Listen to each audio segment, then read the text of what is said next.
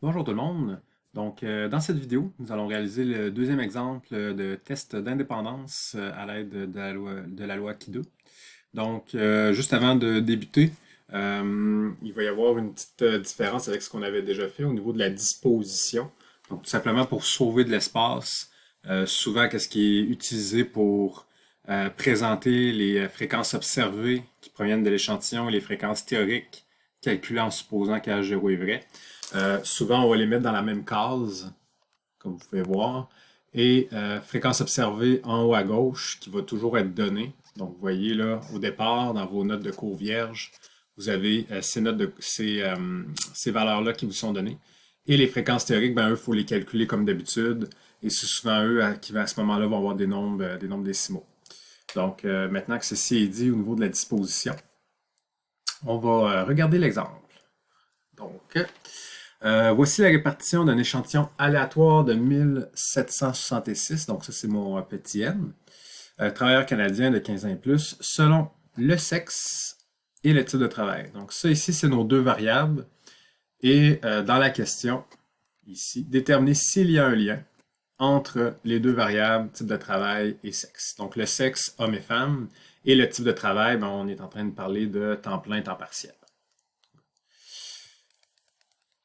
Et voilà.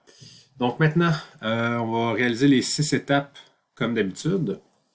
Donc les 6 étapes pour un test d'indépendance, qui est un test d'hypothèse finalement. Donc première étape, formulation des hypothèses. Comme on avait déjà mentionné, les tests d'indépendance, c'est toujours la même hypothèse nulle, et c'est-à-dire qu'il n'y a pas de lien. Ça veut dire que l'hypothèse nulle de départ, c'est qu'on a une situation d'indépendance entre nos deux variables. L'hypothèse alternative, H1, à ce moment-là, ça va être le contraire. Donc, c'est-à-dire qu'il y a un lien entre nos deux variables. Donc, ça ici, ce sont nos deux hypothèses. Maintenant, la deuxième étape, on veut vérifier que les conditions sont bien respectées pour qu'on puisse aller plus loin dans le test. Et la seule condition qu'on a, en plus d'avoir un échantillon aléatoire comme toujours, c'est que les fréquences théoriques sont plus grandes ou égales à 5. Donc, les fréquences théoriques, il faut les calculer à ce moment-là. Et comme on avait déjà mentionné, donc ici, là, par exemple, le 754,18, d'où est-ce qu'il provient? Ben, étant donné qu'on a supposé que H0 était vrai, qu'on a une situation qui est indépendante, et bien, la façon la plus logique de procéder, c'est d'y aller de manière proportionnelle. Donc, tout ce qu'on peut faire quand on a une situation qui est proportionnelle, c'est qu'on peut utiliser le produit croisé. Donc, si je prends ça ici, cette case-ci et cette case-là, eh bien, je peux faire mon produit croisé comme ça, ici. Donc, 923 fois 1443 divisé par le 1766 et ça va me donner à ce moment-là le 754. Et je peux procéder ainsi de suite pour mes trois autres nombres. Donc, à ce moment-là, je vais obtenir mes 4 fréquences théoriques. Donc, je vais effacer ça ici. Comme vous pouvez voir en ce moment, les 4 fréquences théoriques qu'on a obtenues sont clairement plus grandes que 5. Donc, on peut aller plus loin, on peut continuer le test. L'étape 3, tout simplement identifier quelle est la valeur du alpha, qui est le seuil de signification. Ici, c'est toujours donné et c'était situé à cet endroit-là. Donc, on a 5%. Donc, ça ne constitue pas un gros problème. L'étape 4. L'étape 4, on est rendu à déterminer la valeur critique et à formuler notre règle de décision. Donc, nous, on utilise la distribution de Ki 2, de la loi Ki 2. Donc, qu'est-ce qu'on a de besoin? On a besoin du degré de liberté. Le degré de liberté nous est donné par cette petite formule-là. Okay. Donc, le 2, 2 moins 1.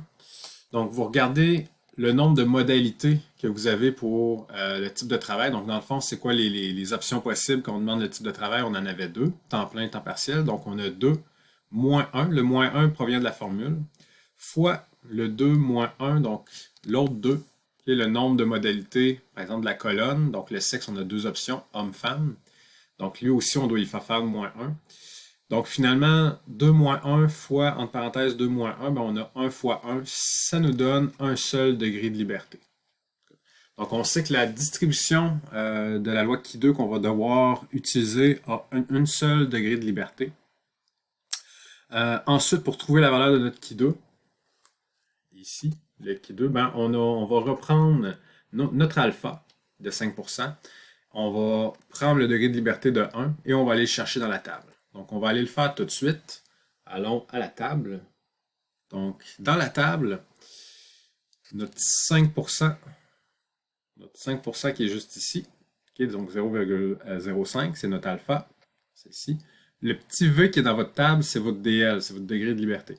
Donc ici, on avait un seul degré de liberté. Si je vais à l'intersection, on va trouver le fameux 3,8415. Donc on le retrouve à cet endroit-là. Donc un coup qu'on l'a identifié, on peut revenir dans notre exemple. On revient. Donc on a notre valeur critique et finalement, ben, notre règle de décision, elle est juste ici.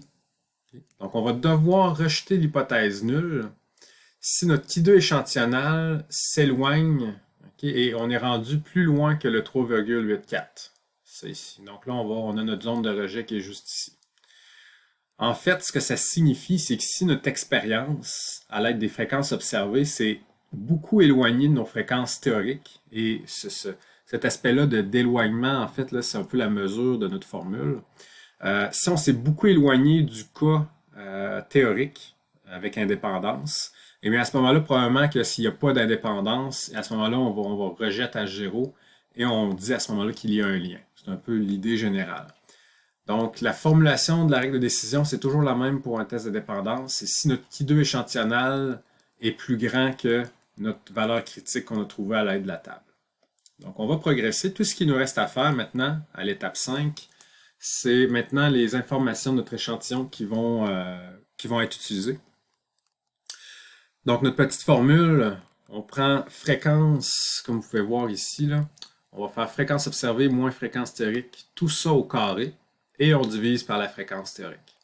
Donc, on a notre fréquence observée qui est 803, moins 754,18. Tout ça, on le met au carré, et on divise par la fréquence théorique. Donc, la fréquence théorique va intervenir 2 fois dans le calcul. Et vous faites ça pour chacune des cases, finalement. Okay. Et vous allez obtenir 4 valeurs qui sont données ici. Donc, on a nos 4 valeurs. À la fin, bien, tout ce qu'on a à faire, c'est de les additionner. Et on obtient notre Ki2 échantillonnal, qui est de 36,2. Donc ça provient de notre échantillon. Maintenant, on peut appliquer notre règle de décision. Okay, ça va être à l'étape 6. Et ce qu'on se rend compte, c'est qu'on est clairement au-dessus du 3,84.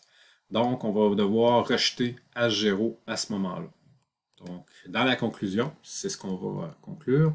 La formulation, ce que je demande à voir dans une conclusion de test d'hypothèse, c'était aussi vrai à la fin du chapitre 3. Donc, je veux qu'on rementionne le seuil de signification. Donc, à un seuil de signification de 5%, on rejette, donc quelle décision qu'on a prise. Pourquoi? Ben, on a rejeté H0 parce que le Ki2 échantillonnal, qui était de cette valeur-là, était plus élevé que notre valeur critique. Et on revient dans le contexte. Il y a un lien. Donc, étant donné qu'on a rejeté H0, on a comme favorisé le H1. Donc, il y a un lien entre le type de travail et le sexe. Et ça termine notre test d'hypothèse.